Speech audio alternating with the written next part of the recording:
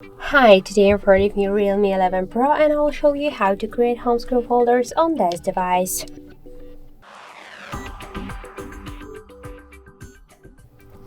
So first we should hold for a while the application and drag this up to another one, and now we could see that we just successfully created the new home screen folder.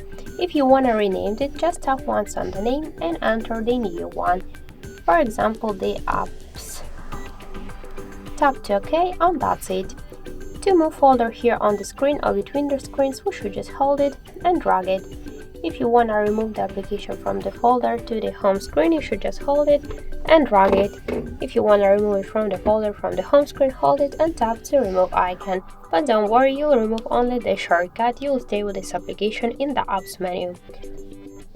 And also, if you want to remove all of the applications with the folder, you could hold it and tap to remove, but you could remove only the folder and stay with these apps on the home screen. Also, you could enlarge the folder to make it bigger or to shrink to make it smaller.